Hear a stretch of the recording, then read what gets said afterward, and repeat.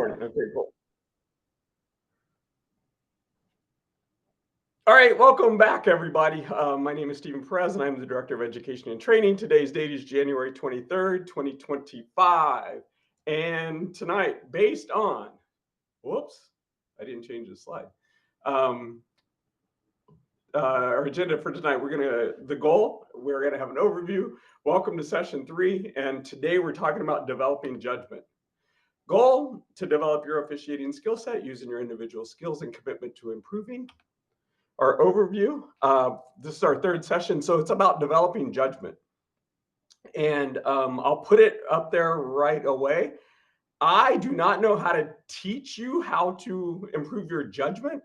So what I did was I broke down the components of judgment and kind of put them in like, what are the 3 components? Where is your development? How do we develop judgment? And then differentiate it between like kind of stage 1, stage 2, and stage 3. I might say some things that you might wonder why I'm saying these things about judgment, but mostly it's about how our brain works. One of my side interests is figuring out how we learn, and so I took that approach with this. So welcome. It's what you learn after you know it, all, that counts. So it's what you learn after you know it all that counts.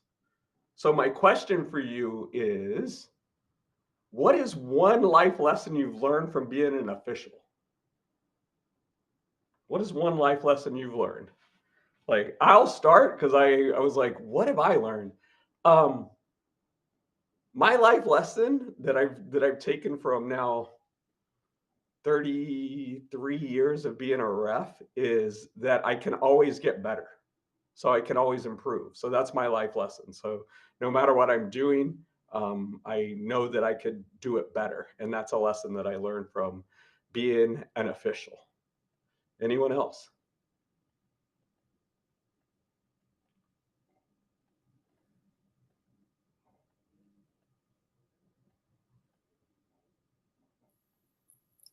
So I've learned, Steve, that I'm a lot more successful when I listen and acknowledge versus when I try to rebut and try to argue.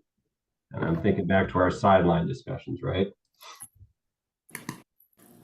Nick, thanks for sharing. That's quite a coincidence because I almost picked a quote by Hemingway where he talks about the importance of listening. Mike Hoffman, your name popped up. You want to share? Yeah, mine is, and I learned this really somewhat early in my ref career, is it's better to be a little slower and right than quick and wrong. Whoa, that one's good. Thanks for sharing. It's better to be slow and right than quick and wrong. Anyone else? A life lesson you've learned from officiating? Yeah, a handle before a game is not what you want to do. No, what I've learned from officiating and apply it to the business world is how to face a situation when the other party is upset and show no emotion and just keep talking them down and talking them down and talking them down. So. Thank you.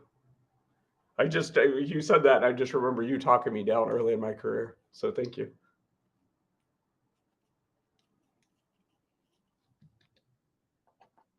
Anyone else?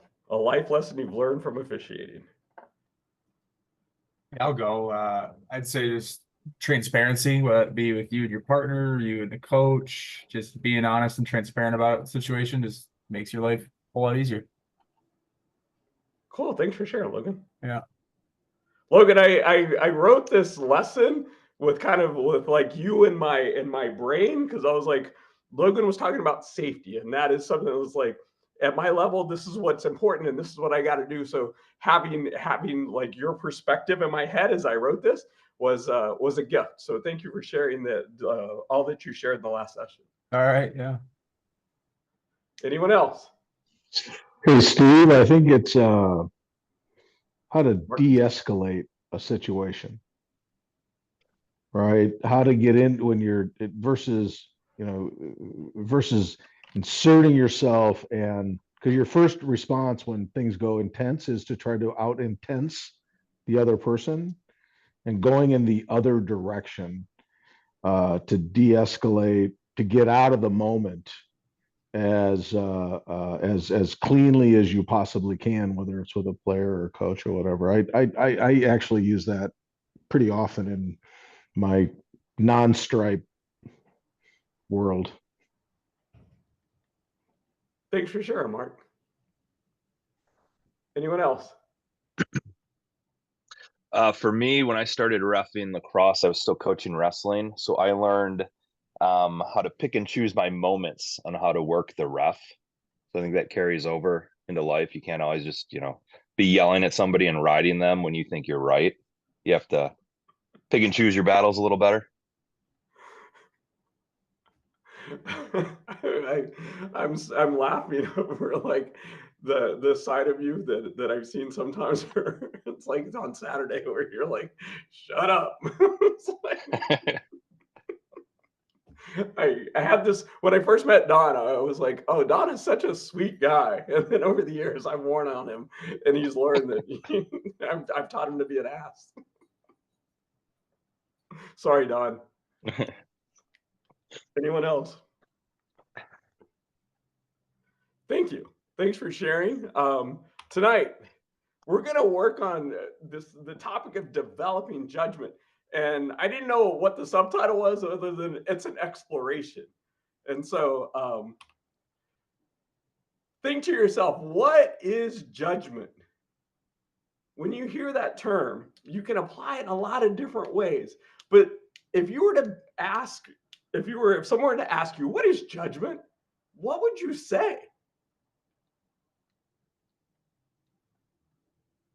What would you say? Wife, significant other, friend? They're like, what'd you do today? Oh, I refereed a game. Oh, what did you do? I exercised judgment. And they'd be like, what is that? Does anybody have any idea? Anyone want to take a crack at it? It's like decision making and like making decisions. Making decisions. Okay, so what's the difference between making decisions or the difference between judgments and making decisions? Because making decisions, that sounds like a verb phrase. It's like you're making a decision. I'm just gonna mess with you, Lane. Steve, I'll go. I don't know. You just asked for another like name for it, so I gave you another name for it. You asked you never what it specified. Yeah, you asked me what it is. That's what it is. Okay, making decisions. Tim, you were gonna say what? Yeah, Steve, I'll go. I think it has a lot to do with drawing on your experience, and I think judgment is not a one-time thing. It's kind of a continual process. If we bring this into the officiating realm, it's drawing on your experience and trying to get better year after year, and using that experience to help you make the best decision you can. Okay. Anyone else want to take a crack at it? It's hard. I would say it's what Tim said. It's bringing your experience, but also understanding all of the factors that are occurring at the time you need to make a decision. What is the pace of play? What is the attitude of the coach? What is the score? And then basing your making a decision based on those factors. Okay. Anyone else? Mike put it out there. What's the old saying, Steve? Good judgment comes from experience, and good experience comes from poor judgment. That's good. All right. So I went off into the weeds with this. So I looked at like what judgment was, and this is what some people say it is, and this is what Mike said. the bringing together of fundamental issues in semantics, logic, cognitive psychology, and epistemology simultaneously. So if you're wondering what those are, here's what it is. As applied to being a lacrosse official, semantics. What does the rule book say? Logic.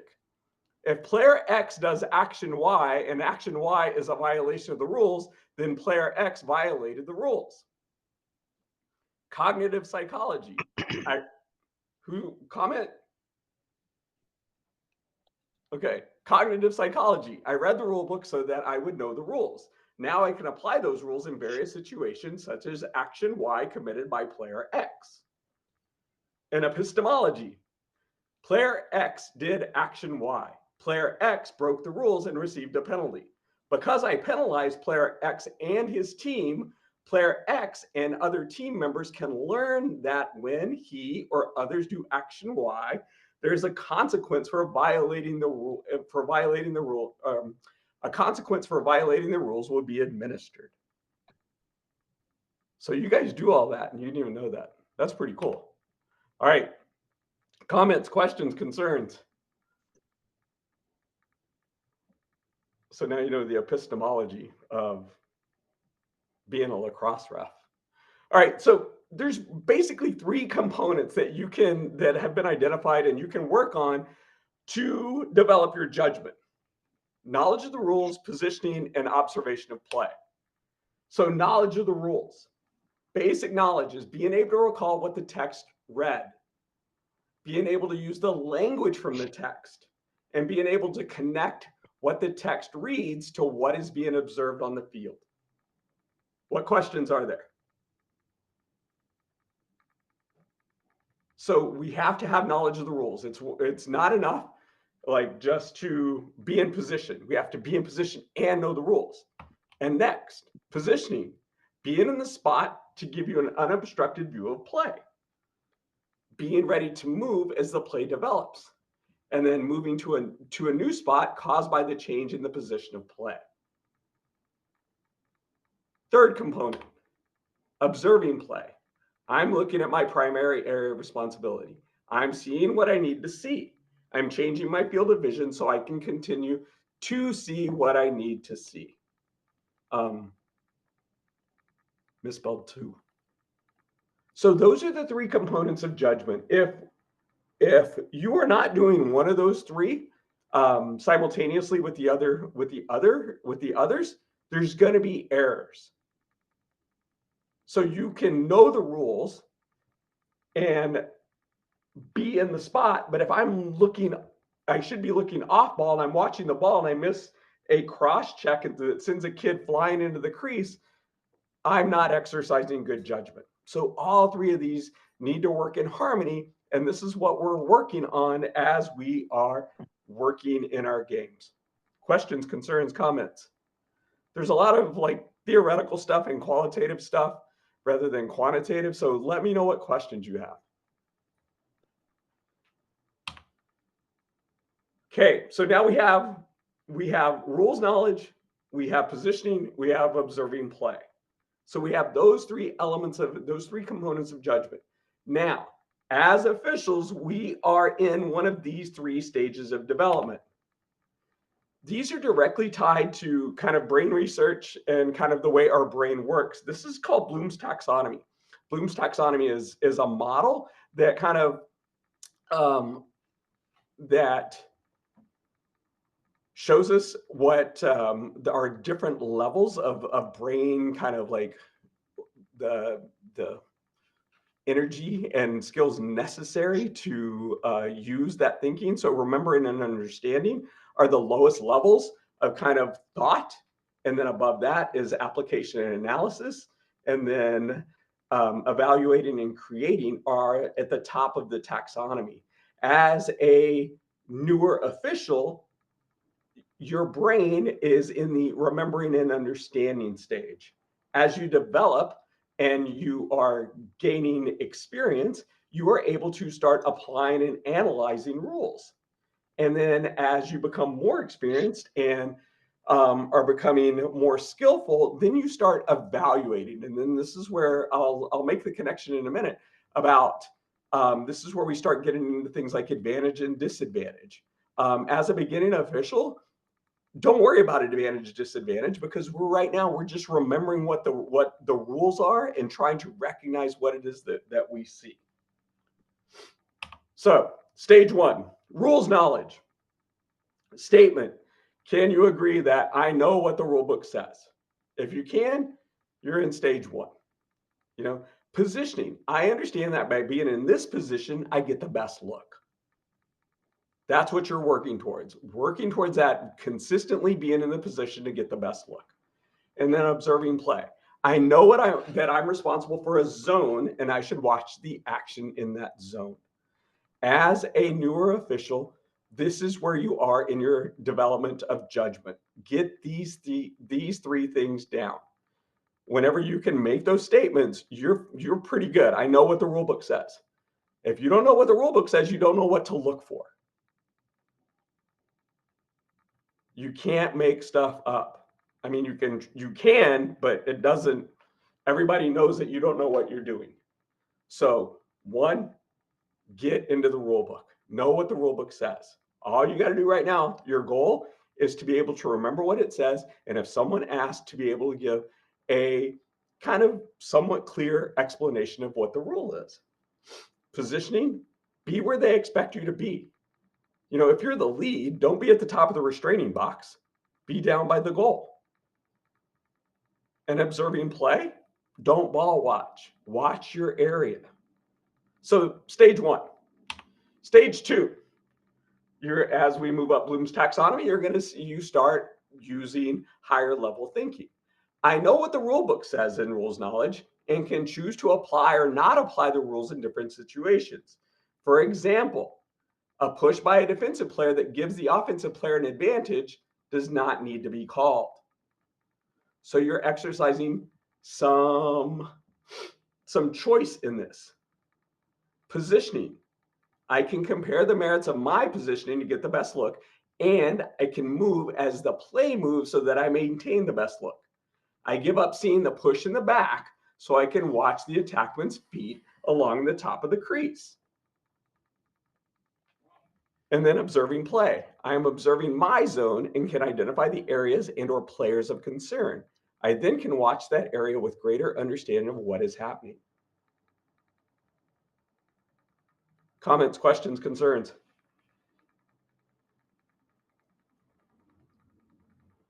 So in this level of development, we understand the rules and we're making choices in our interpretations of what the rule book says.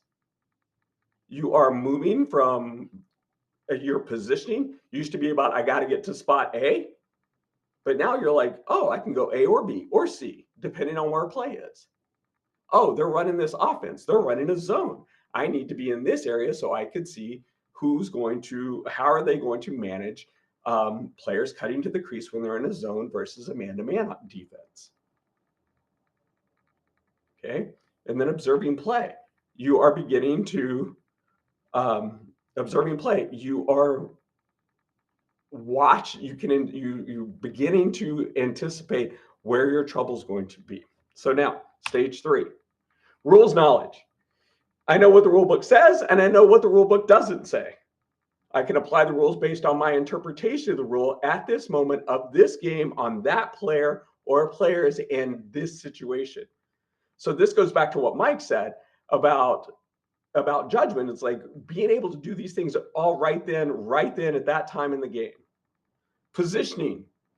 I plan my positioning based on the movements of the offense and defense, putting myself in the best position to see the anticipated play. So we've gone from reacting to anticipating. I'm in position before the play happens, so when it does, I'm already there. Observing play, I'm constantly scanning, counting, and can feel where the ball is. You don't need to look for it. I can identify the numbers of the players on defense, and I know the numbers of the players they are defending. Because of my anticipatory positioning, I get consistently unobstructed views of the play in my area and can help my partner if he asks for help. So when you're doing these things, you are at kind of the highest level of your three components of developing judgment. Next, using judgment in games. Lower skill games. Call the game by the book. Players and coaches may not understand what you're trying to do, and it is a risk to you, the players, because they don't know how to react. And then developing players and developing coaches need practice learning to differentiate acceptable and or appropriate levels of contact. So lower skill games, don't exercise a lot of judgment. Call the game by the book. That's what they expect, and that's what you can provide. I know that during the summer, it is really a challenge for me to go to a U12 or a U14 game because I haven't seen it and I don't know what to call. And so I rely on my partners that do a lot of youth to help guide me through because I'm not used to that. And it's a struggle for me. And I'm not the best youth official because I tend to let them play, and that's not what they need. And so I rely on my partners a lot to help coach me through that and get me to show me what to call and to demonstrate what needs to be called. Higher skill games. Call the game by exercising more development judgment. Hey, Players Steve, and coaches may not understand Steve, what you're trying to do. Wait, I don't want to cut you off. go but ahead. You just made an extremely valuable point about the summer stuff. Okay. For you lesser experienced officials, and I'm not casting any stones or any shade here. If the experienced official that you're working with is not doing something right, have the professional courtesy to tell us. You know, it's not just because we've done it longer than you that we know everything. We just might not be doing something correctly. So please, if you see something, say something. And Steve is right. I do the same thing. I did a U10 last year, and I was like horrified. Well, actually, I was horrified by the parents, but I hadn't called a U10 game in years. I'm like, holy crap. So if you're out there, you know, you got to say something. That's all I'm going to say. Thank you. Obviously, if we read the text, I copied and pasted, and then I deleted the wrong slide. So higher skill games. What I meant to say was practice using judgment. You know, wait, watch, see what happens. Start trying to use advantage, disadvantage. Try to recognize game flow. Higher skill games, you have the opportunity to like let more things go. But that begs the question of applying judgment in games. So, no judgment necessary. Officials are expected to assess fouls and violations that do not require the use of judgment, only recognition. Always call offsides, always call out of bounds, always call violations of time, always call illegal substitutions, increase violations. Those don't require judgment. That's just like, those are the rules. Call it like you see it. Safety fouls include but not limited to illegal body checks, contact to the head and neck, and or spearing. You know, we get in trouble whenever we start exercising judgment. Yeah, that illegal body check really didn't disadvantage the player. Don't do that. And then fouls that deny scoring opportunity. A foul that diminishes a player's realistic chance to score do not require a high level of development of judgment. If the guy fouls, call it, and it takes away a realistic scoring opportunity. If you're going to call it, if you're going to think advantage because he's like crossing the restraining line and has to go through three people in his foul, and then you think you're in your head, you're thinking that was a realistic scoring opportunity, you might want to rethink that. But no judgment necessary on these things. Comments, questions, like who can add to this?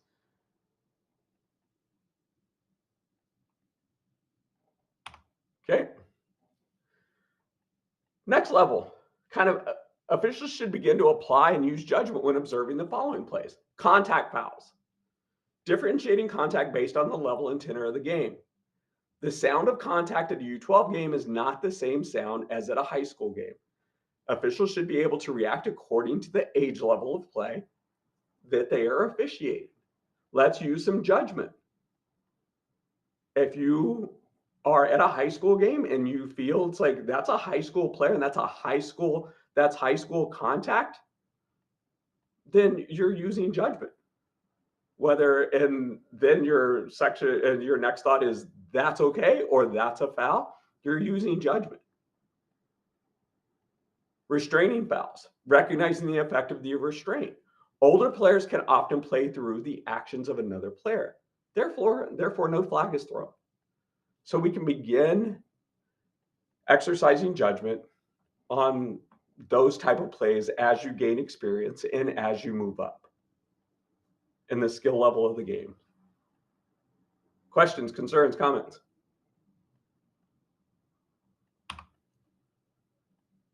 Finally, the world has gone from black and white to one of gray. You begin to consider factors such as advantage, disadvantage. Can a foul be ignored if the offended player was not disadvantaged? Flow. What is the flow of the game? You start thinking about minimizing the number of interruptions of gameplay by considering the higher level of skill and applying judgment.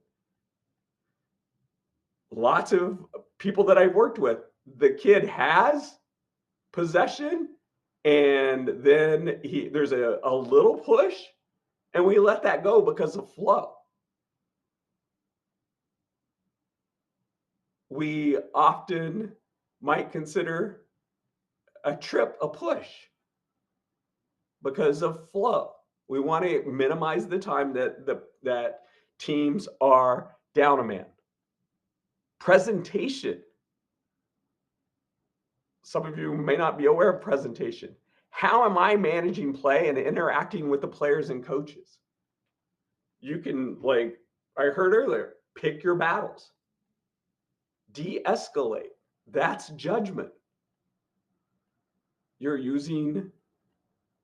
managing the play, not in a confrontational way, but in a way that is required at that moment to get the game going. So that's kind of like a goal to reach for. And if you want to have longer conversations about what these look like, advantage, disadvantage, flow, presentation, and you're a developing official or a less experienced official, ask. We talk about pregame. These are topics that we can talk about. What is the flow of the game? Because a lot of us aren't aware of these things. So we can't ask what we don't know, but now that they're out there, let's talk about it. Some people would argue it's not our responsibility to worry about flow. You might be right. Other people say it is. If we can minimize stoppages and we can talk players out of fouls to keep it balanced and to keep them in the game and to remind them that we're there, that might be okay.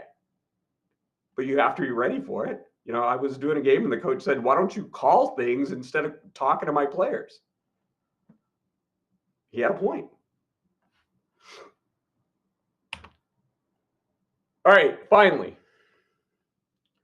Judgment is a continuum composed of your understanding of the rules, the game, and the game situation, and the feedback given to you by intuition, coaches and players, and other officials.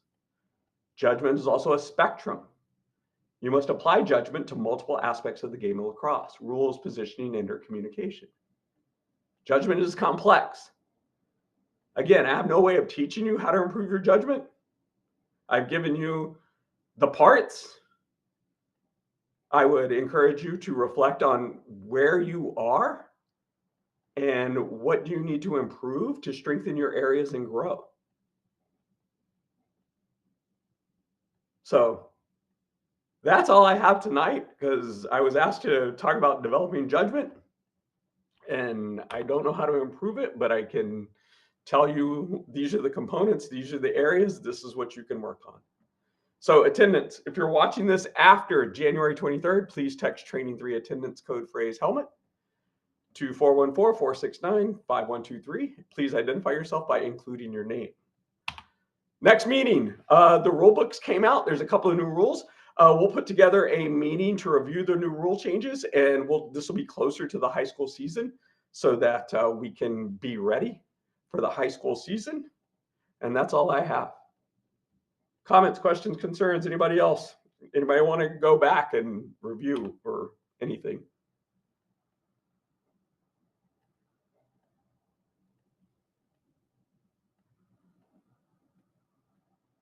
All right, that was very text dense. I thank you for your time, and that's all I have. Steve, I got one thing for Yeah. the high school guys. In February, I don't know exactly what day it's coming out for the WIA is going to be the video and the test will be posted. They just haven't told me what date it is yet. So that's for the high school guys.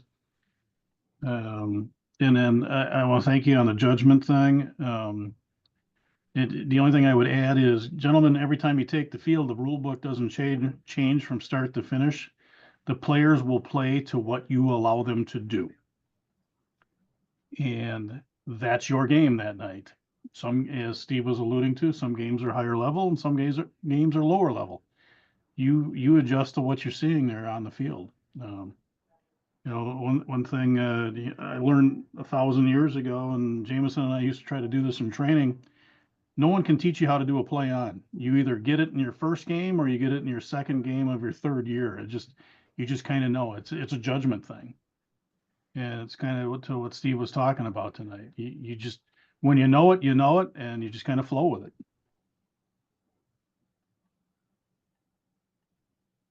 So, Anyone else? Comments, questions, concerns, challenges? Let's talk about it.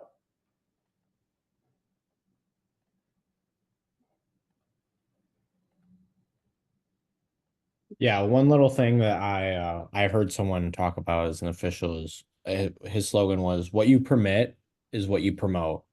So throughout a game, if you know whatever level you're officiating, whatever you're letting go in that game off your judgment is what you're promoting. So if you're letting a game, letting 7th, 8th graders throw way too much stick check, by you promoting that, you're permitting that game to get to that next level of escalation.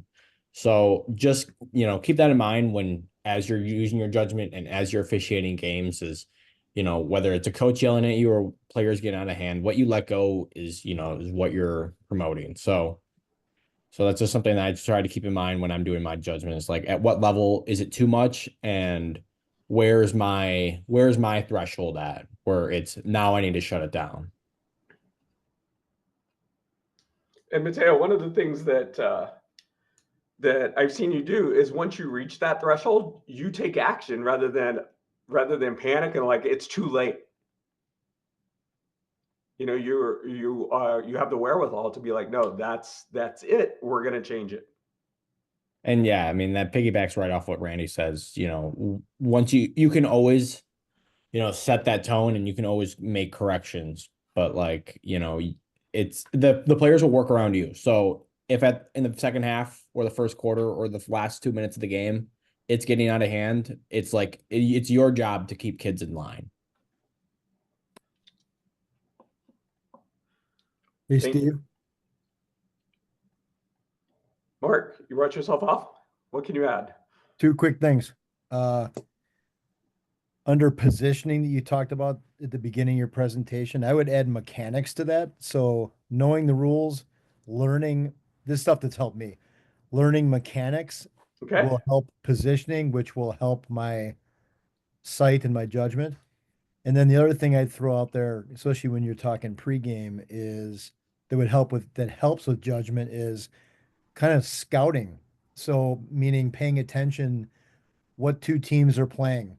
How are they doing this year as the season goes on? Who are their solid players? Who are their hotheads? What's their coaching staff like? What kind of year are they having? You know what I mean? Where we talk about that. And I think that affects your judgment too, as to what type of game we're going to call. What are we looking for in particular? Mark, I think that one of the things that from your perspective that in hearing that and then also working with you, it's like that is a great topic of the pregame. You know, sometimes we're in a rush and when we neglect that. Have you seen either of these teams before? And like you Right. said, by keeping kind of that scouting report, remembering what it was that you had seen before or had heard, that's useful information. Yeah, and I can think of some times where I've had a game mid-season with a high school team. It was the first time I've seen them all season. My partner's had them 3 times. So I'll ask him, tell me about these guys. Tell me a little bit tell me what to look for. Tell me, about strengths or weaknesses because it just helps. Thank you, Mark. I know that Don does a good job of like remembering players and remembering like who's done what, and that's useful information. And again, the more prepared we are, it's that communication that we have, the more that we share, the better prepared we are for the game, and gets us ready for the game. Yeah, I can tell you one area where I know I struggle with judgment, Steve. It's not necessarily game judgment, although some may say that I argue with that judgment too. But specifically, like crew management judgment. That's a whole other element of judgment that I don't think we really hit on. Like, do I, if I think I know better than my partner, right? Do I intervene? Do I let them make the mistake and then coach them up after? Am I calling personal fouls across the field? What about a technical foul across the field that's in somebody else's zone, right? That's something that personally I struggle to dial in. Thank you, Nick.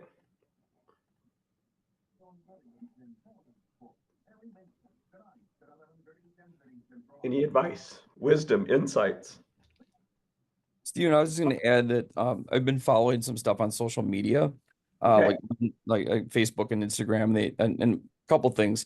I love on Instagram, they'll show these like big collisions, right? And in the lacrosse game, whether it's a high school or college. And then you go to the comments, and the comments are like really funny. Lacrosse has gotten soft, and everyone says this is not a man's game anymore. And they go on and on and on. And you, as an official, you go back and you look at that collision, and you're like, oh my God, that's totally cross check, right? I mean, how do people not see that? And it's interesting because you get the whole list of parents and players and past players and officials, and everybody kind of has their own judgment on what they see, right? Right. I think that's kind of funny. And then a couple weeks ago, I had an interesting thing come in. It's on Facebook. It's men's officials lacrosse, boys lacrosse, or something along those lines. But anyway, they had a situation where a goalie was leaving the crease with the ball and got stick checked, and the goalie stick broke, and the goalie went back to the crease. And then the question became, can the goalie go back to the crease, or does the goalie have to leave the game because the stick, and then all of a sudden, the rule book starts to go into that thing that the rule book does, right? That it goes into all those different scenarios of things that happen. Well, then the comments started, and everyone's like, well, it's, he lost a piece of protective equipment, and then is the stick the protective, it's just funny to hear people talk. But I think the biggest comment that I pulled out of that whole list of things that I never really understood what people were driving towards an answer was an older ref, I'm assuming based on the comment, said ref the game and not the rule book. Yeah. And I thought that was an interesting comment, just in the sense that a lot of the things that guys have been talking about tonight with the flow of the game and how the game is moving. I just thought that kind of stuck with me a little bit. Ref the game and not the rule book. And I think there's times when you kind of have to do that a little bit based on judgment and how things are going. Now, I know that probably doesn't sit well with people because the rule book is the end all, right? But I think in some cases, maybe it's not. But I don't know. I would recommend people look at some of that stuff on social media and see some of the plays that they put on. And it's interesting to read the comments and to kind of get yourself in tune for those kinds of things. So yeah, sorry, just to hear I the took a other lot of time. side. Sorry. Oh. I'm sorry I interrupted, but I was just going to say, just to hear the perspective of the other side is sometimes helpful. Although sometimes, I mean, poor Cornelius got roasted on social media over that. Well, Bill, I think that's a quote from Jim Carbonell. he used to always say, officiate the game, not the rule book. And Bill, you're right. It does sometimes you go to the game because you as the officials have allowed the game to get to where it's at. So that's the standard you've set. And Mateo was talking about it before too. If you need to bring it down, my advice is get the captains and say, hey, everybody's like right here at the edge. We're going to tighten it up here. So tell your teammates, bring it back down. This way you've done your job. The next flag you throw, you don't have to have some one side of the sideline screaming at you because you didn't call it before. So do yourself a favor. Is that judgment? Knowing when to do that is, it's a feeling. Mm-hmm. Anyone else? Hey, Steve, it's Tim. I'll just throw this out there. I discovered a YouTube channel a while back, and I would recommend for any newer official here or anyone who just wants a refresher, it's the Georgia Lacrosse Officials Association YouTube page. And basically, they do a lot of different videos on there. It's their Zoom call, kind of like this one. And they do they kind of go through the rule book and they give the video examples. So it's just kind of like another resource that I've found to be a pretty well done set of videos. So it's on YouTube. Cool. Hey, Tim, That's what's a- that that's called like a again? dog. Their best video might be Gordon Corsetti, Is it who Gordon? was a legendary ref, teaching people how to pack their car to be an Yeah, the official. mobile file workstation or whatever. It was whoever asked Mobile that. Command Center. Whoever asked it was the yeah. Whoever asked that, it was the Georgia Lacrosse Officials Association YouTube page. Perfect. Thank you. And they have like, you know, like a couple days ago, they just uploaded like their Zoom calls that they've been having, just like we've been doing, but they're like an hour and 20 minutes long, and they're just kind of like, today is technical fouls, this is personal fouls, and then they show a video clip and of some examples and things like that. So it's a decent resource. Say, if they're new ones, they're probably Greg Height. If it's their older ones, it's probably Gordon Corsetti. Gordon ones are great. Yeah, it's not Gordon. They're brand new. They just like this week are holding their calls. So